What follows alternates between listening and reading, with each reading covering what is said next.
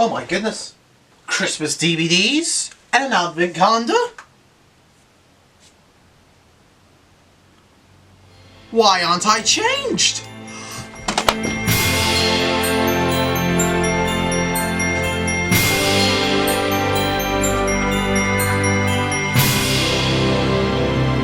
Yay, Christmas! I can't believe I'm ready for the festive season. God, I'm sick of this joke. Alright, just play the review. The review. Do the review. Do the review!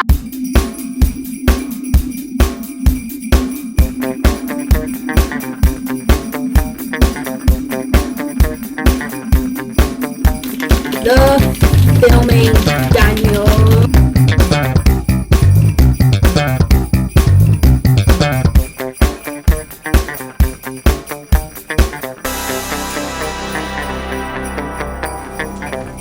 Right, let me just make sure everything's in order. Okay, alright. There we go. Right, forget about that joke of an opening, so let's just get to the real meat of this review.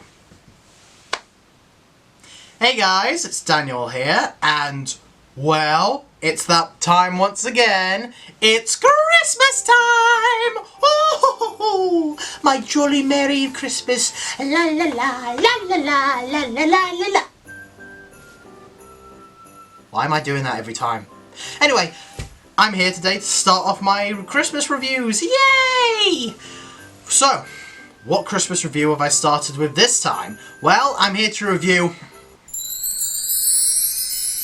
What's that noise?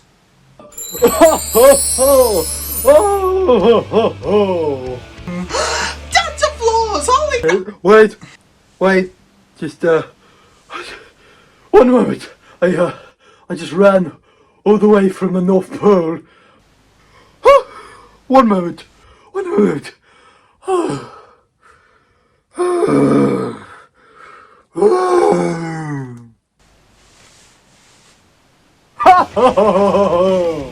Merry Christmas, my boy.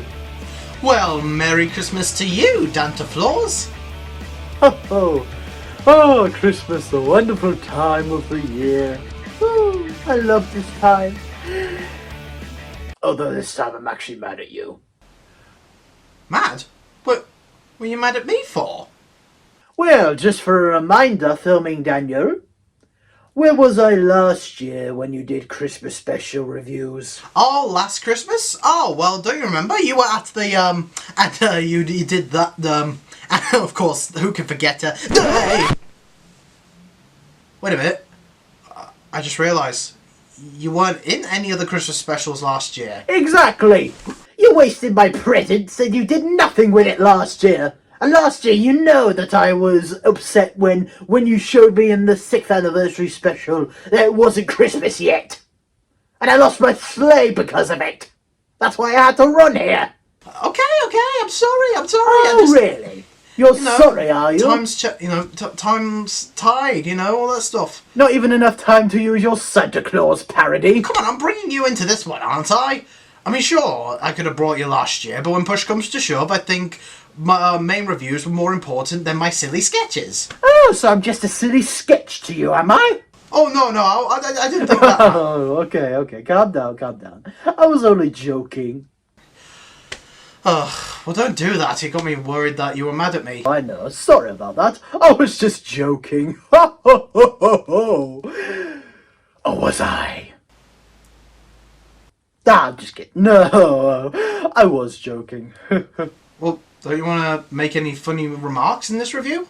No, because you're probably too cheap to use me for the rest of the review anyway. Yeah, that's true. You just do your review while I do the same thing that I do when you do a review when we first met. Just sit on the side and do nothing because I'm Santa Claus and I can do what I like.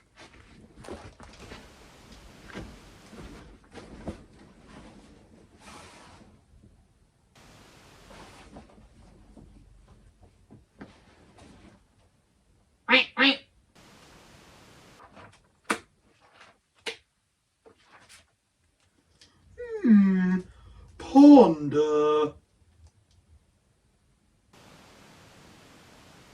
So who's Mickey Mouse? Mickey Mouse is one of the most iconic Disney characters. In fact, I think he's even like the very first major Disney cartoon character created by Walt Disney.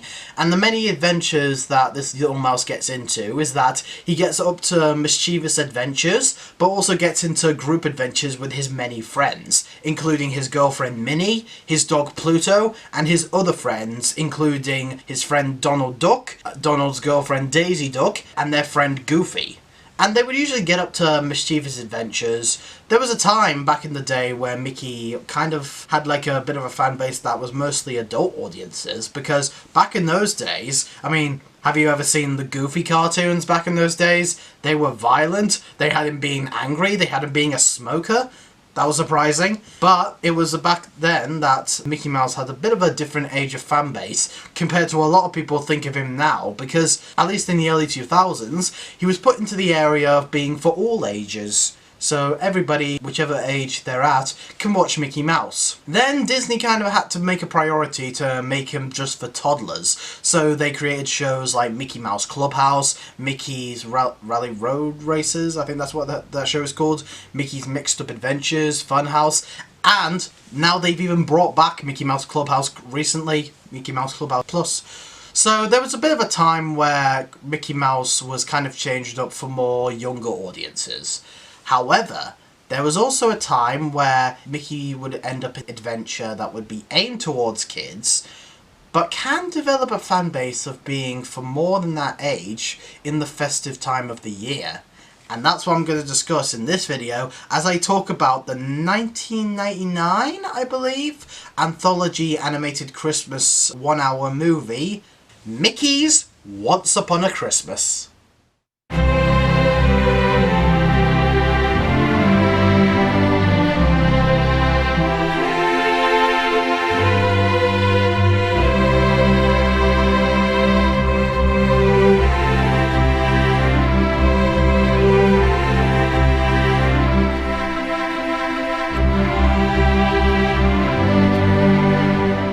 So the premise of Mickey's Once Upon a Christmas actually doesn't have a central premise, because it's an anthology of stories, each dealing with Christmas time. One starring Donald Duck, one starring Goofy, and one starring Mickey Mouse. Each of these stories develop these characters through what they learn about the true meaning of Christmas, how their love for each other can spark the spirit of the holiday, and of course, the many shenanigans they get into.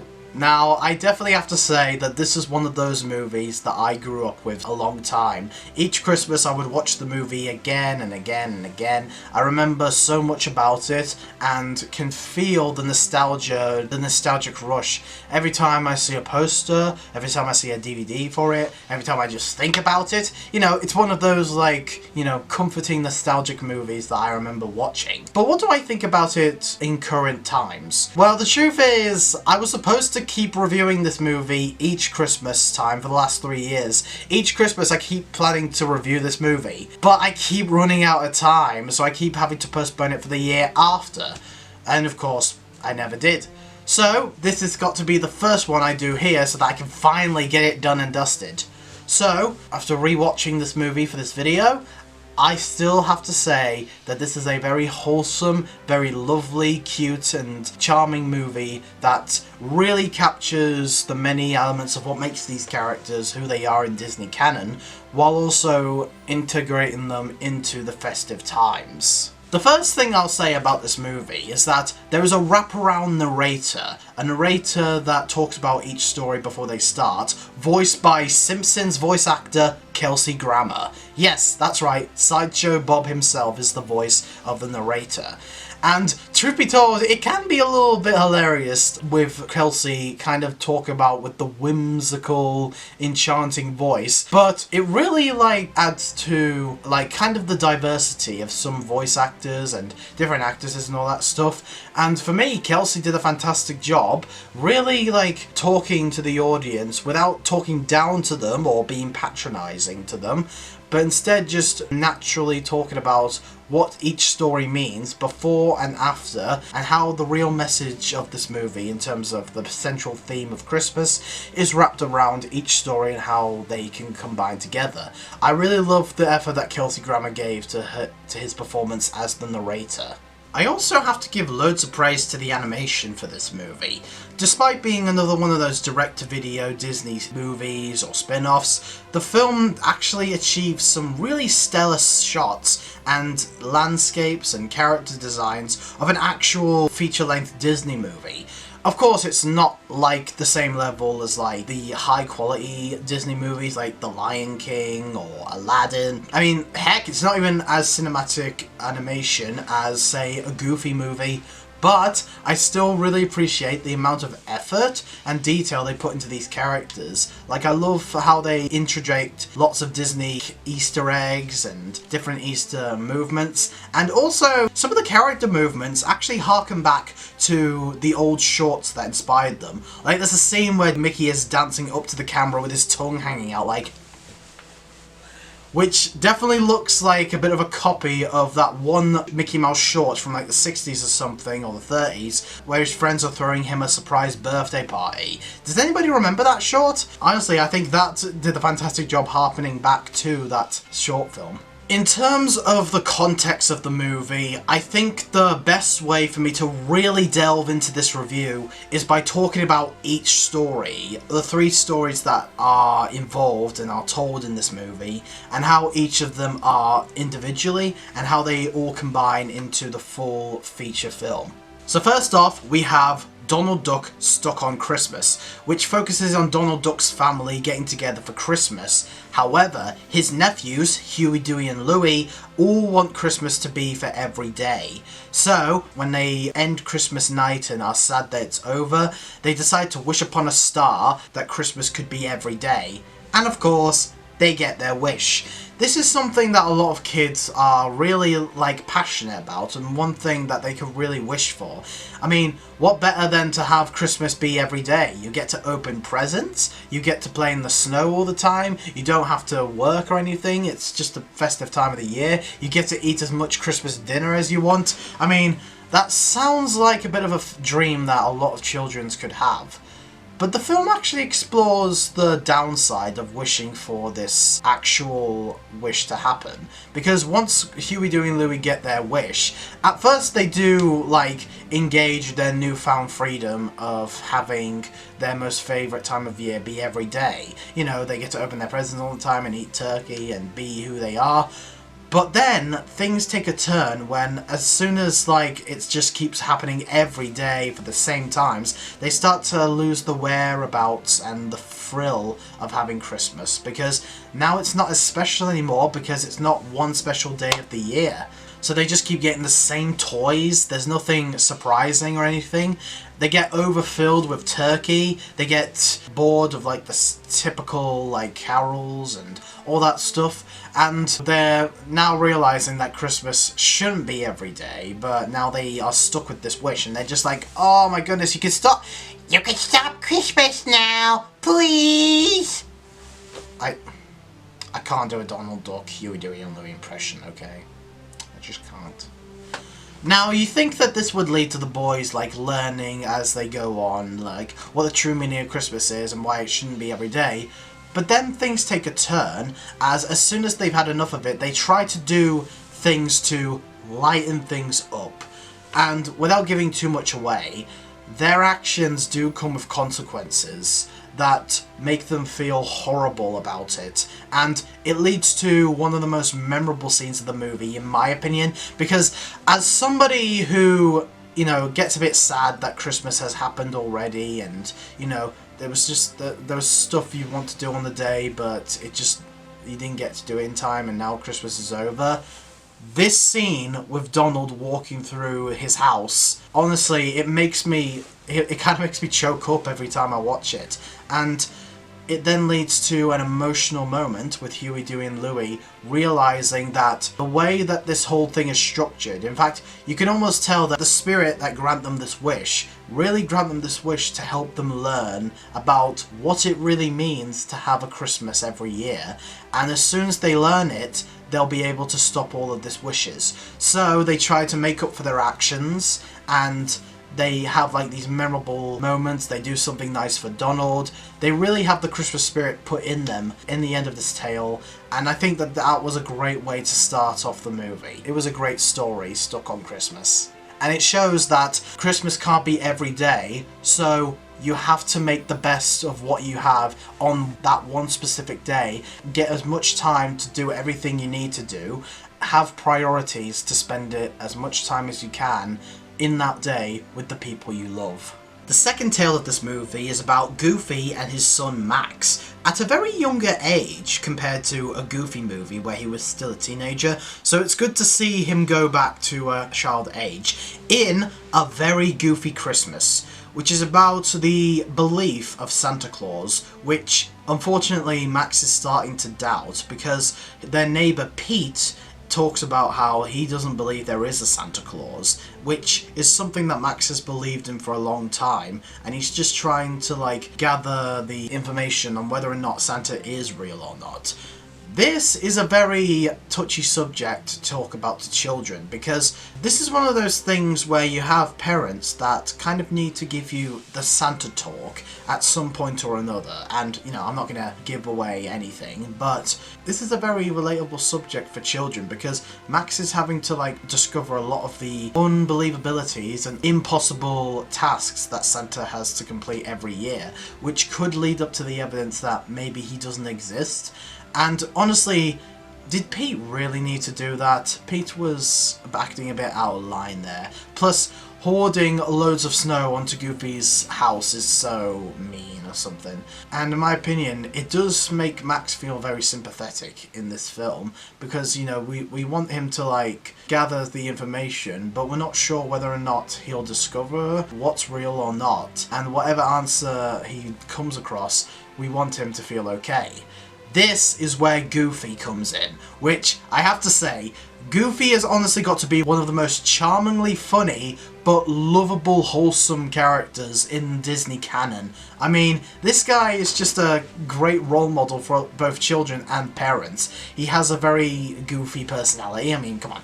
His name is Goofy at all. He has a very silly, naive personality, but he's somebody that approaches life with so much passion and has so much love to give that honestly are constantly just melting inside like a snow cone in sun, or feel the warmth of hot chocolate every time you see Goofy on screen, because you can tell that he just loves and adores Christmas time as he decorates his house with so much passion, goes to extreme lengths to find out whether or not Santa is real or not, to give his son the best Christmas. And there's even a scene where Goofy and Max go over to a poor family's house to make dinner for them and also dress up as Santa Claus for the family's kids. That's what Goofy does, and it's something that just makes Goofy come across as the light at the end of the tunnel in Christmas time, because this is something that a lot of people can feel the confidence doing. Giving a poor family the best time that they can have, even though they have a tight budget,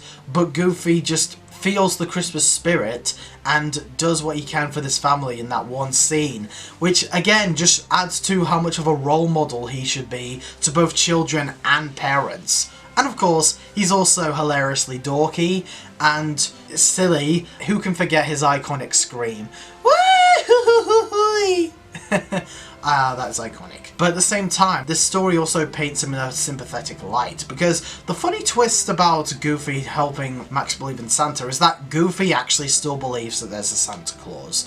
And it's clear that throughout the whole time that he's ever lived, from childhood to adulthood, Goofy has definitely believed in how much of a real person that Santa is, which helped him to shape up into a friendly and lovable adult that really fills him up with so much confidence that the Christmas spirit means so much. When the film shows that he actually starts to doubt his longtime hero, it shows that his parents never really gave him the Santa talk, and he is technically a big kid at heart, which helped shape him into the kind of person he is, and you can almost read it as like he grew up as who he is in a world that can be scary or cruel, but Goofy still remains himself. So when he thinks that the Christmas legend that he's always believed was true might be a lie, it hurts him so much more than Max. And it leads to an adorable moment where Max tries to cheer his father up. And of course I won't give away too much about what the ending of this special is,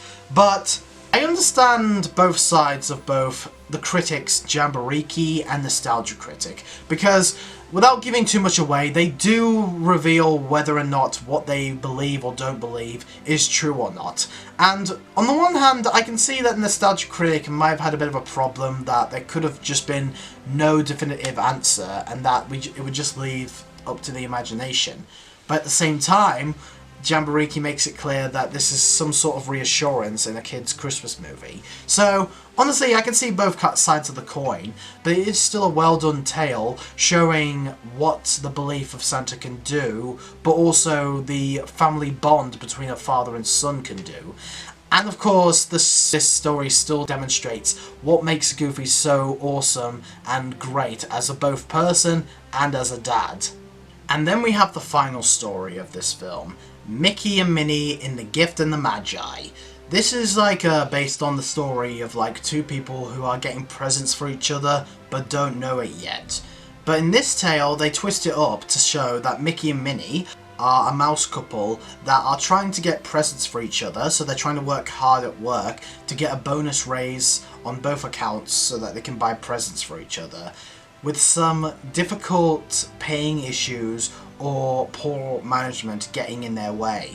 This story really demonstrates what makes Mickey and Minnie such the quintessential cute Disney couple that they've always been. And in this film, it clearly shows. I mean, there's no petty arguments or misunderstandings, just pure love. I find it cute whenever they're trying to kind of tease what the other is getting for each other for Christmas. And Mickey using his sled to get Minnie to work is just a nice little bonus on top. However, speaking of bonuses, this leads to a lot of complications between Mickey and Minnie because their managers at their different jobs are giving them poor payment or taking away their payment completely, because Minnie instead gets a fruitcake for her Christmas bonus instead of real money, and Mickey ends up going through a situation of losing all of his money just for being kind to customers. In my opinion, I definitely agree with Jamboree that this is a really great commentary on how poor working class management can lead to a lot of situations and make the employees deal with stressful times, especially during the most festive time of the year when they're trying to get presents for their loved ones. I also think it's really clever that some of the characters from the other stories make an appearance in this one. We have Daisy in the Stuck on Christmas story appearing in this one as a supportive sister type character to Minnie, while Pete also returns in this one, acting as the poor, harsh boss of the place that Mickey works at. I think it's really clever that Pete is in both the Goofy Christmas story and in this story, because both of these stories represent Pete as kind of being dark side of not believing in the Christmas spirit, because it can lead to him affecting other ones who are trying to believe in the Christmas spirit that much. Although, come think of it, in this one he does get a very funny comeuppance for his poor management over Mickey.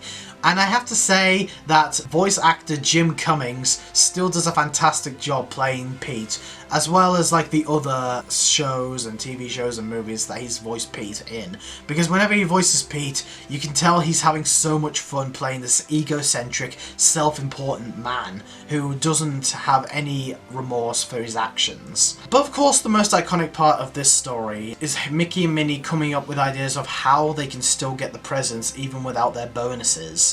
And of course it leads to the most iconic ending of any Mickey and Minnie Mouse story, which of course I won't give away, but it's a perfect representation of how the most expensive presents don't need to be expensive, or how presents can really make Christmas special. Instead, it's the time between adorable couple that makes their Christmas night special. And it was honestly one of the most beautiful scenes in Disney cinema. So those are my thoughts on the three stories that are in this movie. But what other elements should I describe that I love about this movie? Well, I guess one more thing that I will say about this movie is that I think it has an amazing musical score, for each story demonstrating some emotional doubt about Christmas, some of the most lovely romantic moments between the couples in the movie, and in my opinion it just made me like feel an emotional attachment to some of these scenes. I mean, the scores from Donald's story and Mickey's story in particular had some amazingly emotional angelic pieces that actually do kind of choke me up and start to melt my heart a bit. Honestly, I've been praising this movie for a good long while. I won't say that I think it's a masterpiece or something, because in my opinion sometimes it can get a little bit too corny for my taste. I mean, don't get me wrong, I do like a bit of corniness in the Christmas movies because it really is a perfect example of having like a warm-hearted, fuzzy feeling inside whenever you see these like corny moments. But there are a few occasions in this one where it does get a little bit too corny. But honestly, I can let it pass because it is a children's film and it's still like aimed towards younger kids. So even with that, like for a Christmas animated movie aimed at little kids, they put so much effort into this because they took the time to write great stories, have great emotional moments, have great funny moments because there are a lot of laughs in the movie, and visually pleasing animation that can be almost be put at the same level as some of the higher budget animated Disney movies. So honestly guys, despite the fact that I don't think that this movie is a masterpiece, I still think that this is a really well done movie that honestly doesn't even need to be anything extraordinary. Sometimes a little Christmas movie with 3 different stories having so much attention and put into effort is enough for me, because this film has great stories, great animation, great heart, great humour, great emotion, great spirit, and I think it's overall a really great direct-to-video movie. And for a direct-to-video movie, this is definitely an achievement. So overall guys, I'm going to give Mickey's Once Upon a Christmas a 4.25 star out of 5. It's definitely a well done movie, and if you haven't seen it yet, or if you have kids that you want to show it to, definitely go check it out. But anyway guys, what do you think of Mickey's Once Upon a Christmas? Do you like it? Do you hate it? And what is your favourite direct-to-video Christmas movie? Let me know in the comment section below. And the Christmas reviews have only just started. Oh ho ho! Don't you forget me. And of course we've got Santa Claus back. So, until the next review comes guys, peace out man.